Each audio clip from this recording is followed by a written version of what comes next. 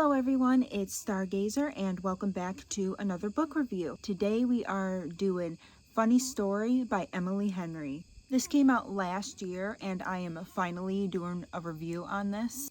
I'm sorry it took so long, but here we are, we're finally doing it. So we follow Daphne and Miles in the aftermath of a very messy situation. It's messy. Daphne was to be engaged to Peter and Miles was dating Petra. Peter and Petra are childhood best friends that decided they may be more than friends. So they get together and they dump Daphne and Miles. And now Daphne has nowhere to go. She moved into this town with Miles and hardly knows anyone. So she ends up moving with Miles, the ex-boyfriend of Petra. So now we enter the story where Daphne and Miles are living together because their exes moved in together. And the Asshole of the Year award goes to Peter and Petra. Congratulations, guys. You deserve it. And also the Douchebag of the Year award goes to Peter because, hey, I know we are engaged and soon to be married, but I think I fell in love with my childhood best friend.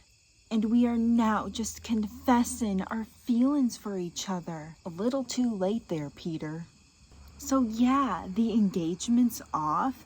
I'll give you some time to move out. I'm really sorry that it had to happen this way.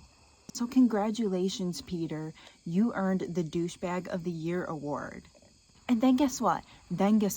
Peter proposes to Petra. They're getting married. And they oh so ever politely invite Daphne and Miles to their wedding. How sweet. Aren't they so nice?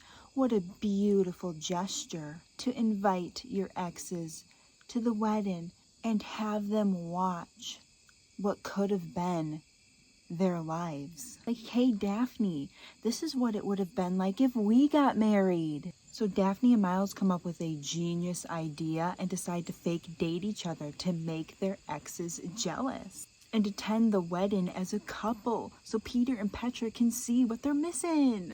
Honestly, that is the best idea ever. That is like genius. Anyone who goes through a breakup where their ex decides that their childhood best friend is the one for them and calls off the engagement should crash their wedding and let them see what they're missing.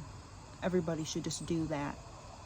It's just a brilliant idea to get back at an ex for being such a douchebag. In this book, we have the classic tropes. Fake dating, pretending to date and make everyone believe that you were a couple, in this case, Peter and Petra. Opposites attract, who have different personality traits or behaviors, form a relationship even though they have differences. Those differences can really bring out the best in each other. And they just end up going together and they just make it work despite those differences. Forced proximity, basically Daphne and Miles being forced to live together. And found family, creating a family with people in your close circle.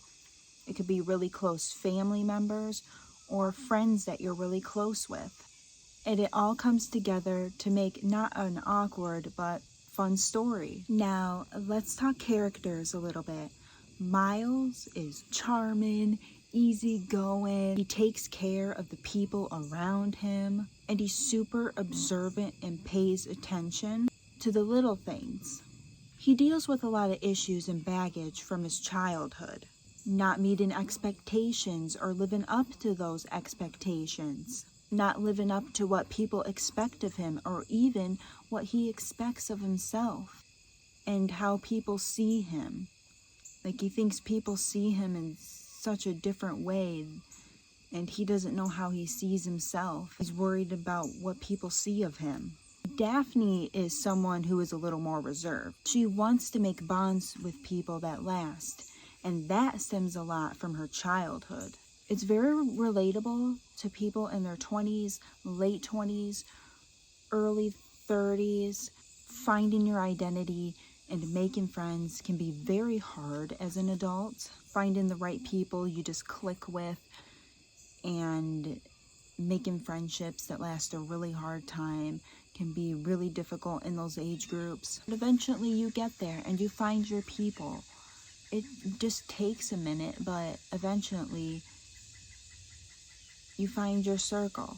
In this book, you get to see Daphne building those relationships from people at work, to see her build and grow and make friendships. And Daphne is a librarian, and a reviewer was saying that this book was like a love letter to libraries and books and places that people can come and congregate together and just all come together and talk about their love for books. And I just love how they worded that, because it is so true, and you can really see that in this book. So I had to share what they said, because it is so true, and you can really see that throughout this book. I'm a book lover myself, and I love seeing people talk about books that I've read, or sharing their thoughts or opinions, coming together and just like talking about something that we love.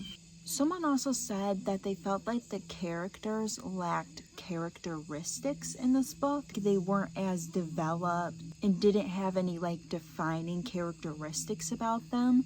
And I have to agree with that it is missing that. But the reason I think it's missing that is because the characters are trying to find their identity. They've been people pleasing and trying to please other people that they really don't have much of identity of who they are.